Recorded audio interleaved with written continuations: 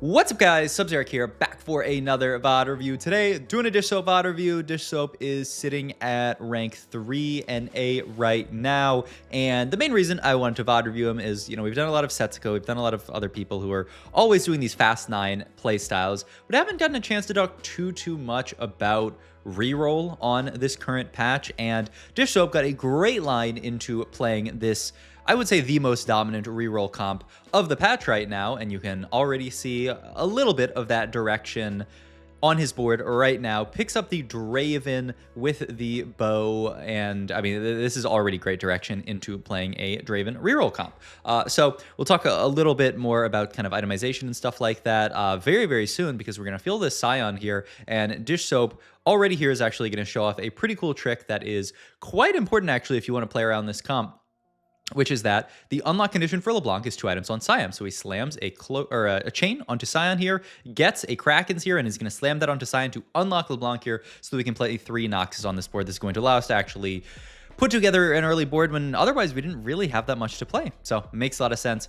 Crafting, obviously not the take here. Air Axiom, not amazing. You don't really want Draven to be your source of Sunder in this comp because he's single target, so it's not great onto him. Risky moves is a little bit scary as well, and obviously not going to be delayed start to lose all the units that we just spent this work picking up here, so not going to be that, and it can't really be a chaotic evolution either, so we're going to end up having to sort of take this risky moves in a spot here where it's really not a great pick, but your other picks are not great either. So we have our LeBlanc in shop. We also pick up this Jarvan here, so we're gonna level up for the LeBlanc and just play this board for now up to item hold the Jarvan here actually as our main tank. Even though we do have Bruiser in shop, it's just 2-star units are better usually than 1-star units, and we do also very likely have a Darius coming soon by the time our Draven farms up his first gold cash out. If you guys haven't played around Draven at all, he's got this cool Draven stacking effect, very similar to Draven in League of Legends, where as he gets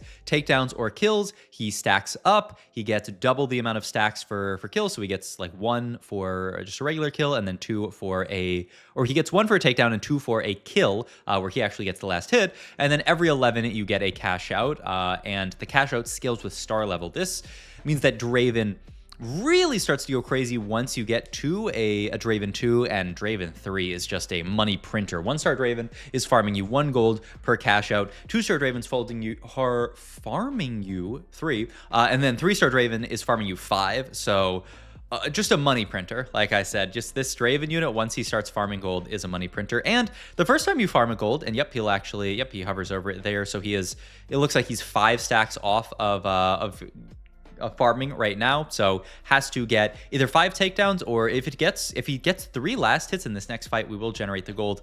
And once he generates the gold, that's when you get the Darius. Now the interesting thing is the comp that Riot Games, intended for you to play from Draven is a Draven Darius reroll comp.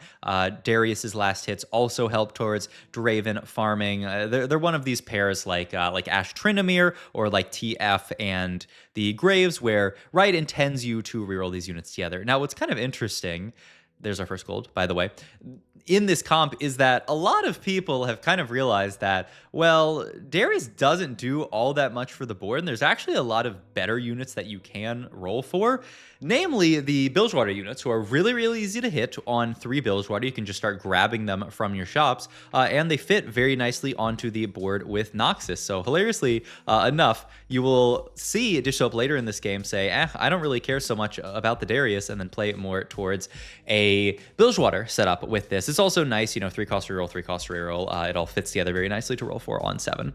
We pick up the bow off Carousel here. Draven is a bow merchant, really likes that Gwynsu's Kraken, because he is just one of these, all he does is he auto attacks. This is what the unit does, and his ability empowers his auto attack and makes it even better.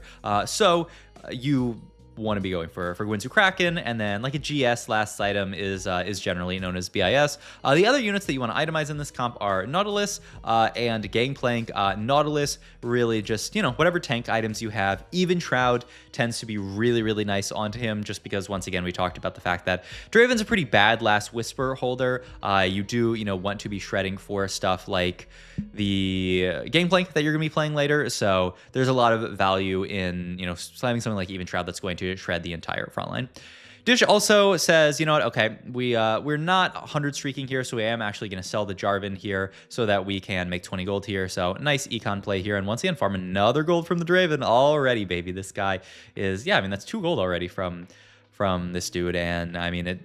On 1 star, it's pretty normal. On 2 and 3 star, especially when you are win streaking with this comp, Draven can farm you like once a combat. I mean, yeah, it's sometimes almost like twice a combat if he's, you know, getting every single last hit. It's kind of, you know, crazy the amount that he is farming. There's Guinsoo Rage Blades. We can just make that, and probably, well, it's either a Bramble or a Gargoyle. I would look at Bramble so that we can build Evan Stroud here. Yep, I like this a lot. So that's our slam here. And yeah, he is going to now start team planning out the kind of mid-game version of the board where, yep, we are looking for, and it's just so nice to fit a lot of these units onto the board here. So he doesn't put TF into the planner, but all these guys plus TF, you can just see how the board fits, right? Briar links up Slayer and Juggernaut with GP, and then you have your last dude in the Twisted Fate that we didn't put in planner here. And then Loris just kind of exists as a warden. He's just a placeholder for any warden. And then eventually the Ambessa, who, you know, usually you're not finding on, I mean, sometimes you'll find her on level 7, high roll little bits, and especially if you do a lot of rolling, you'll find her on level 7. But the Ambessa gets in there for the Vanquisher. So then you have your 3 Noxus in really easily. There's also, you can play towards Swain later as a good unit. So I'm curious to see actually what his mid-game version is, because it's a little interesting. I love a Band of Thieves. Ooh, he's going to take rolling for days is just the econ, and ooh, use this to roll a little bit here. Just finds the first GP and says, okay, honestly, that's good enough here. So yeah, I mean, this allowed him to roll a teeny tiny bit here. It is double econ, but the 2 econ augments work together really quite nicely. This means that the second that we get our gold from our risky moves, we can, I mean, we're gonna be able to push 7 on 3, 5 and roll really deep here for everything. The only downside is we are obviously 0 combat aug here, so it's going to take us a little while to you know, get once we get our board online, we're just not gonna have that combat. But in 3-cost reroll like this, you do often feel good about taking double econ. If you guys remember, like Caitlyn Jace last set was totally fine to take double econ. Ooh, that is a really nice pickup. Getting the Ambessa already here. Not sure. That's his client. For a second, I was like, did my client pop up or something? I don't know why his client's popping up here, but whatever. But that's the Ambessa already, so that's great. He is actually going to opt to cut the Briar here because we don't really need to be playing it right now. The Ambessa is a better unit. We don't have Nautilus in yet, so this is totally fine here, and the board will continue to work. You can see this Draven here with a Guinsoo, just Guinsoo Kraken Draven already is a monster, even on 1 star, right? 2.7k there, to almost 2.8k, Ambessa doing good damage, and you can see it's so easy to start picking up these units on 3 Bilgewater. It's just so easy. Even Shroud probably to take off Carousel here. Oh, or he could, I mean, he's gonna take Draven with Tear here just for the Draven here to make it much more likely for us to hit Draven.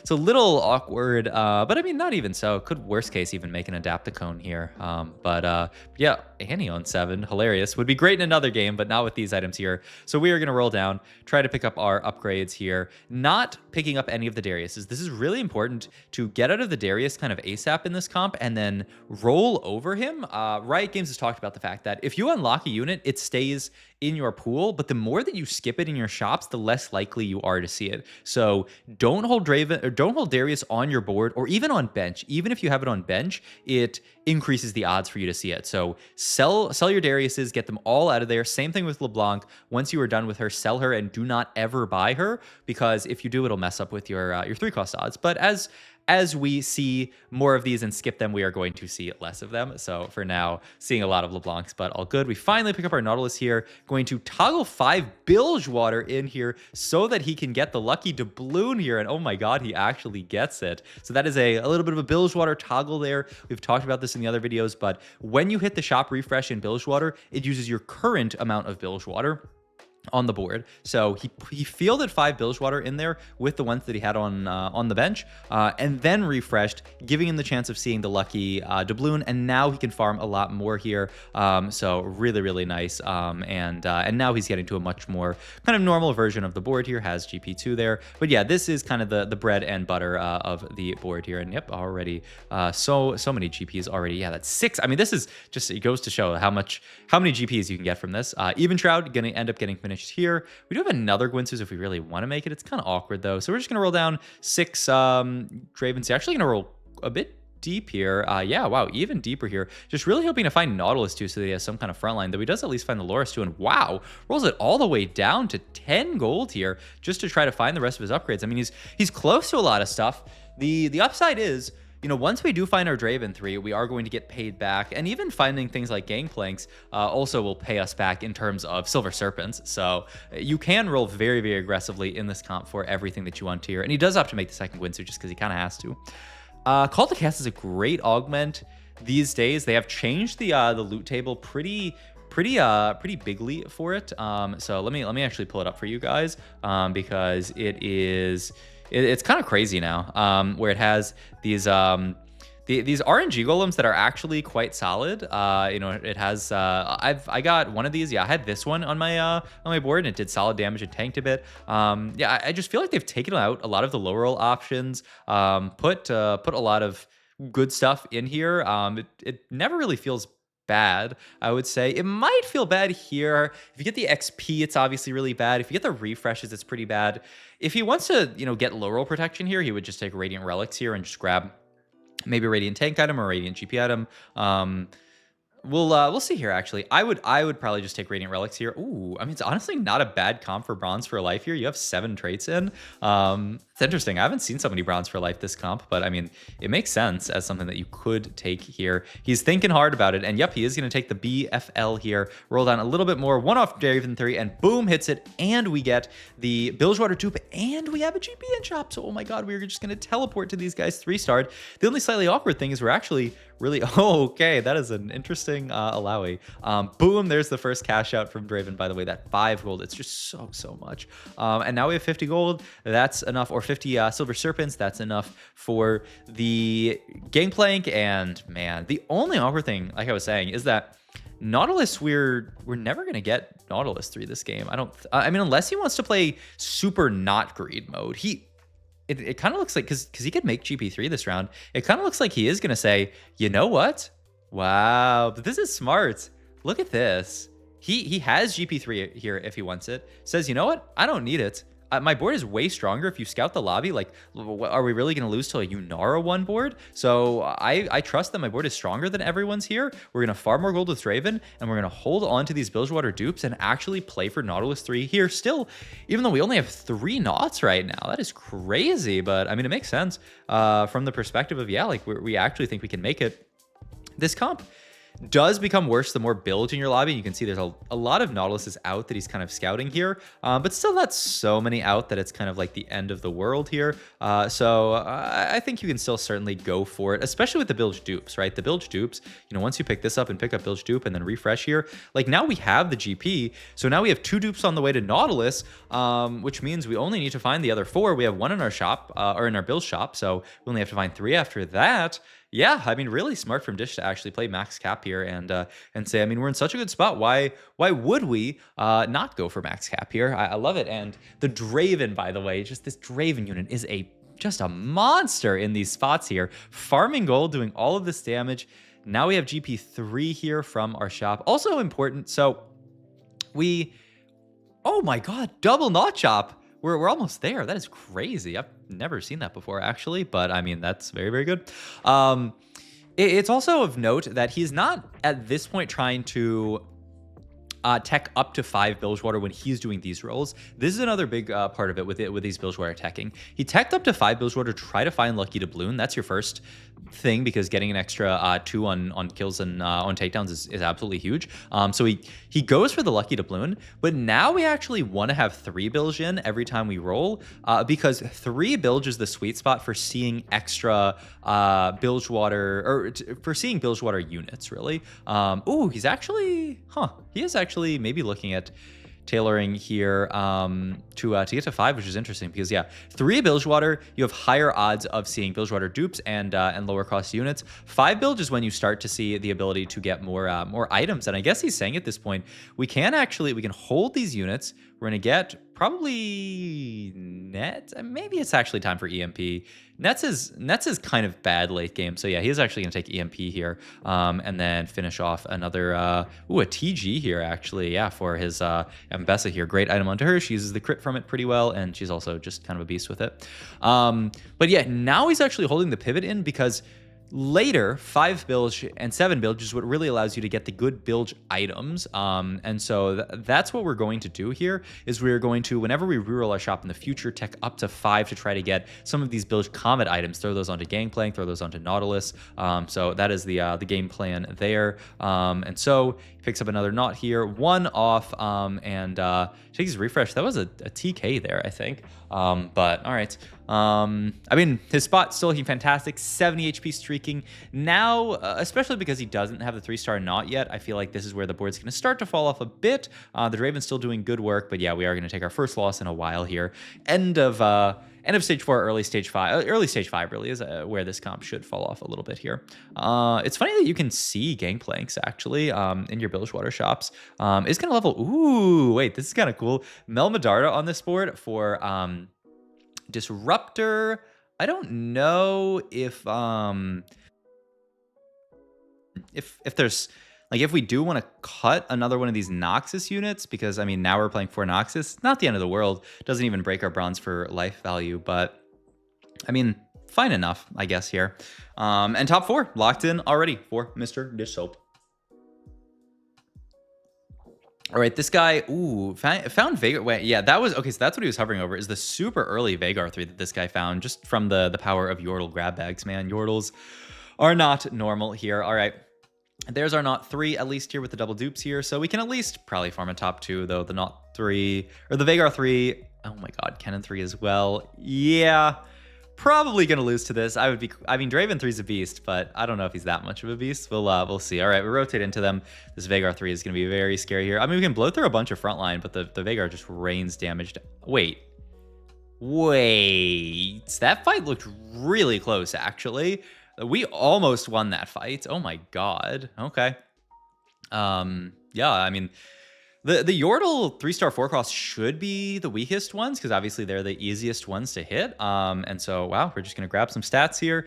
You can, of course, in the late game, you know, continue to use your Silver Serpents after you get your 3 stars. At that point, you really just use them for stats here. I mean, our board's very strong. I wonder if there is a way that we can win. Maybe if we can go 10 and find something else to put on this board. I don't think there's another great, like, bronze for life trade, but I mean, you know, just play like a random... Oh, wait, it would be Fiddle... No, I mean...